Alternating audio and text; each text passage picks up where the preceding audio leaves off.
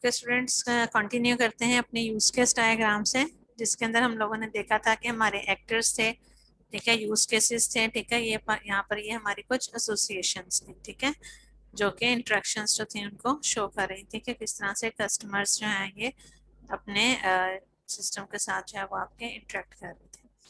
तो यहाँ पर हम लोगों ने यही बताया था इस यूज केस डायग्राम में कि जो पेशेंट है मीन्स के जैसे कि इस तरह से स्टिकमैन फिगर के साथ जो है वो आप एक्टर को शो करते हैं।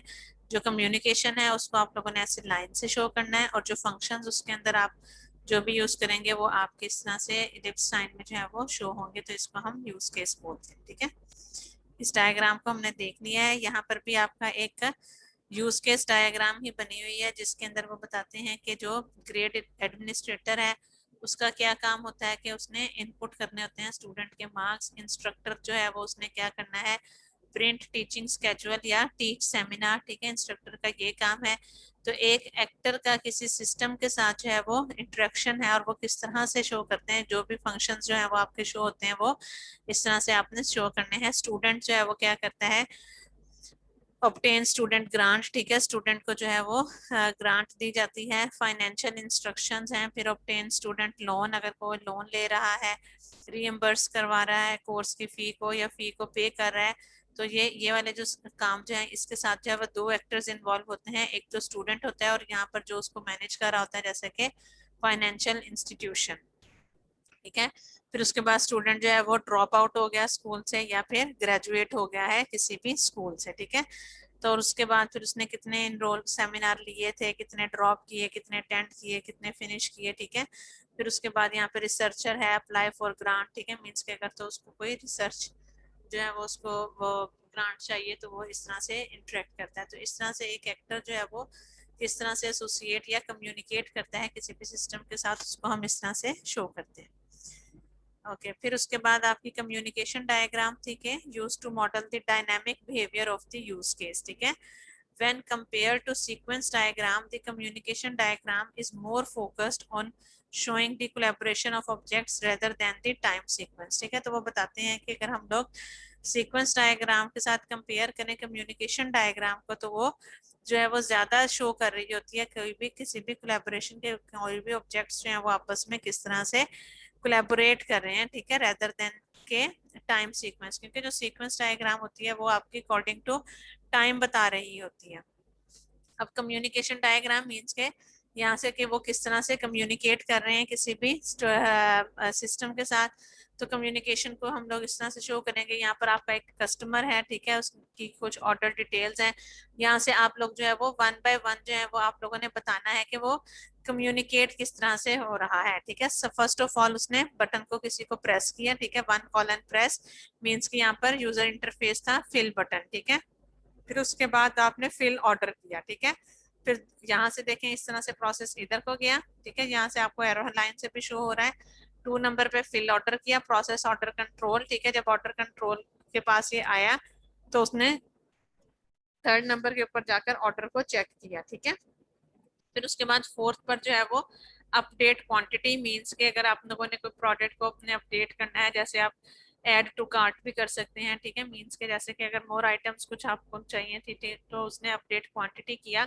और लास्ट पे जो है वो कोई उसका चेंज स्टेटस, ठीक है, मींस के हो सकता है उसका स्टेटस चेंज होकर उन्होंने बता दिया हो कि ये डन हो गया है इस ऑर्डर के साथ, ठीक है। तो इस तरह से जो आपकी कम्युनिकेशन डायग्राम होती है कि वो सिस्टम जो है वो कोई भी कस्टमर जो है वो सिस्टम के साथ किस तरह से कम्युनिकेट कर रहा है। तो आपने फंक्शंस बनाने हैं, फिर उसके बाद साथ में इस तरह से एरोहेड लगा के बताने हैं कि कौन सा फंक्शन पहले परफॉर्म होगा और लास्ट पर वो किस तरह से सिस्टम के साथ वो एग्जिट कर रहा है। ओके, फिर उसके बाद सीक्वेंस डायग्राम आ जाती है। सीक्वेंस डायग्राम भी जो है ये इंपॉर्टेंट डायग्राम है आपकी, ठीक है। सीक्वेंस डायग्राम जो है इसमें क्या है आपका, model the collaboration of object based on a time sequence, ठीक है। जो सीक्वेंस डायग्राम है इसके अंदर जो टाइम है, ठीक है, वो आपका एक कीवर्ड होता है, ठीक है, मींस के ये अकॉर्डिंग टू टाइम जो होती है ये आपकी किसी भी सिस्टम को जो होती है वो मॉडल करती है। Models the collaboration of object based on a sequence, time sequence, ठीक है, कि किस तरह किस टाइम के ऊपर क्या चीज परफॉर्म हो रही है। It shows how the objects interact with other in a particular scenario of A use case, ठीक है। अब यहाँ से अब हम सीक्वेंस डायग्राम देखते हैं। तो यहाँ पर क्या है कि आप लोगों ने ऊपर जो है ये हमने ऑब्जेक्ट्स हमने बनाए हैं। स्टूडेंट क्लास का एक ऑब्जेक्ट है ए स्टूडेंट, ठीक है, और उसके बाद फिर जो है ये क्या कर रहा है, इनरोल अ स्टूडेंट, ठीक है। यहाँ से यहाँ तक हम आएंगे, ठीक है। तो ये यहाँ पर जो है ना ये टाइमलाइन है, ठीक है। ये जो रेक्टेंगल है ना आपकी, ये क्या शो कर रही है, टाइमलाइन के यहाँ से लेके यहाँ तक जो है वो एक टाइम है। तो यहाँ पर आप नीचे इस तरह से क्रॉस भी लगा सकते हैं। उसका मतलब होता है कि ये अब जो ऑब्जेक्ट जो है ये आपका डिस्ट्रॉय हो गया, मीन्स के इसका जो है वो बस इतना ही, यहाँ से लेके यहाँ तक ही इसका काम था आपके एक सिस्टम के अंदर। अब उसके बाद यहाँ पर स्टूडेंट है और यहाँ पर ये सेमिनार है, ठीक है। तो इनरोल स्टूडेंट, ठीक है, मीन्स के स्टूडेंट ने इनरोल किया, यहाँ पर मैसेज पासिंग होती है, उसने मैसेज पास किया। तो और उसके बाद जो है ये यहाँ पर गेट सेमिनार हिस्ट्री, ठीक है, यहाँ से फिर इज स्टूडेंट एलिजिबल, ठीक है। पहले तो वो इनरोल हुआ, ठीक है, फिर उसके बाद उस सेमिनार के अंदर जो है वो, फिर उसके बाद नेक्स्ट जो है वो उसका मैसेज पास किया कि अगर तो वो स्टूडेंट जो है वो एलिजिबल है, ठीक है, इस कोर्स के लिए, ठीक है। तो फिर उसके बाद यहाँ से वो उसको मैसेज जो है यहाँ पर सेंड करेगा स्टूडेंट को, ठीक है, गेट सेमिनार हिस्ट्री मीन्स के तुम सेमिनार जो है वो ले सकते हो, ठीक है। फिर उसके बाद यहाँ से सेमिनार हिस्ट्री जो है वो कोर्स को सेंड की जाएगी, फिर एलिजिबिलिटी स्टेटस उसका जो है वो सेमिनार को सेंड होगा, और फिर स्टूडेंट का जो इनरोलमेंट का स्टेटस जो है वो स्टूडेंट को जो है वो सेंड हो जाएगा, ठीक है। तो इस तरह से जो सीक्वेंस डायग्राम है ये आपकी इस तरह से जो रेक्टेंगल है, और ये जो आपकी इस तरह से जो लाइन है ये आपकी किसी भी टाइम लाइन को शो कर रही होती है कि इस टाइम के ऊपर जो है वो ये काम हुआ है, यहाँ से यहाँ तक जो है वो ये इसकी इतना जो था वो इसका टाइमलाइन था, ठीक है। जैसे कि अब ये देखें इसकी टाइमलाइन ज्यादा है सेमिनार की, ठीक है, वो यहाँ तक है इसकी, और जो कोर्स की है इसकी टाइमलाइन जो है वो कम है, मींस के उसने जस्ट यहाँ तक ही अपना काम परफॉर्म किया है, उसके बाद ये कोई भी इसका आगे से वर्किंग जो है वो नहीं हुई है, ठीक है। फिर उसके बाद टाइमिंग डायग्राम जो है ये भी आपको जैसे कि ये उसके नेम से ही शो हो रहा है, shows the behaviour of the objects in a given period of time, ठीक है। एक पीरियड ऑफ टाइम में ऑब्जेक्ट्स का बिहेवियर जो है वो जब हमने शो करना होता है तो वो आपके टाइमिंग डायग्राम को शो करता है। Timing diagram is a special form of a sequence diagram, ठीक है, क्योंकि हमने बताया था कि सीक्वेंस डायग्राम में भी आपकी जो होती है वो टाइमिंग जो होती है वो इम्पोर्टेंट होती है कि वो टाइम लाइन शो कर रहा होता है। तो जो टाइमिंग डायग्राम है बेसिकली वो भी किसकी टाइप है, आपके सीक्वेंस डायग्राम की है। तो क्या है, एक स्पेशल फॉर्म है सीक्वेंस डायग्राम की। The difference between timing diagram and sequence diagram are the axes are reversed so that the time are increased from left to right and the lifelines are shown in a separate compartments arranged vertically, ठीक है। इसके अंदर जो है वो उन्होंने बताया था कि इसकी जो शो कर रहे हैं हम लाइंस वगैरह को। अब यहाँ से आप देखिएगा कि यहाँ पर जो है वो एक आपका प्रिंटर है और एक आपका पीसी है, ठीक है। तो वो यहाँ से यहाँ तक हम लोग जो है वो टाइम देख रहे होते हैं कि मीन्स के वो कितने लेवल तक जो है वो प्रोसेस उसने किया, कितनी देर तक जो था वो आइडल बैठा हुआ था, ठीक है। फिर उसके बाद जो है वो कितने टाइम पर आके ये देखें यहाँ से वो फिनिश हुआ, यहाँ से वो यहाँ तक जो है वो रिपीटिंग है, फिर यहाँ तक ये आइडियल था, फिर रिसीव डेटा किया, फिर यहाँ से उसने प्रिंट जो है वो करना शुरू कर दिया, ठीक है। तो यहाँ से अगर आप नीचे देखें तो ये मोर स्पेसिफिक हो रहा है टूवर्ड्स टाइम कि यहाँ पर हम लोग ये भी बता रहे हैं कि यहाँ से यहाँ तक जो है वो उसका 2 सेकंड का जो है वो टाइम लगा है, ठीक है। तो यहाँ से फिनिश लाइन जो है वो उसकी तकरीबन ऑलमोस्ट 9 के ऊपर जाकर आई है।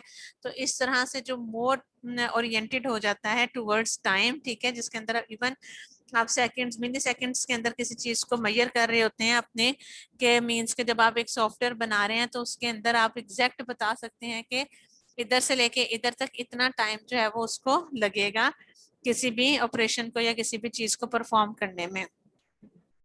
यहाँ से भी हम लोगों ने यही बताया हुआ है कि जिस तरह से टीचिंग असेसमेंट है, ठीक है, स्टूडेंट की है, इंस्ट्रक्टर या प्रोफेसर है, स्टूडेंट के मार्क्स वगैरह हैं, या फिर अगर हम लोग देखें कि मींस के नेक्स्ट लेसन जो है वो हम कितने वीक्स में परफॉर्म करेंगे, फिर डिटेल क्या होंगे, फिर आपकी ये हॉलीडे ब्रेक आई है, ठीक है। ये जिस तरह ये टाइमिंग डायग्राम जो है ये आपकी टीचर असेसमेंट के लिहाज से, ठीक है। और फिर इसके बाद जो है जो वो इंस्ट्रक्टर या प्रोफेसर के लिहाज से है कि हम लोग जब एक टाइमलाइन दे देते हैं कि आप लोगों के पास जो है ये 5 अक्टूबर से लेके 10 अक्टूबर तक, मींस के यहाँ से लेके यहाँ तक आपने ये काम जो है वो परफॉर्म करना है। फिर नवंबर 5 को जो है वो आपकी हॉलीडेज आ जाएगी, फिर ठीक है। फिर उसके बाद नेक्स्ट वीक में आपकी हॉलीडे एंड हो जाएगी, फिर आपका फाइनल एग्जाम जो है वो टीचर्स जो है वो दिसंबर में कंडक्ट करवाएंगे।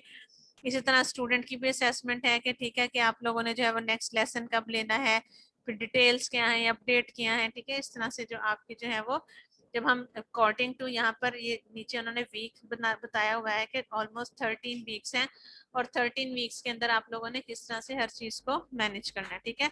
तो जब एक सीक्वेंस डायग्राम, क्योंकि वो आप कर तो इंटरेक्शन ही रहे होते हैं, लेकिन जब आप मोर ओरिएंटेड या मोर टुवर्ड्स टाइम हो जाते हैं तो वो एक स्पेशल फॉर्म होती है आपके सीक्वेंस डायग्राम की, जिसको कि हम टाइमिंग डायग्राम बोलते हैं।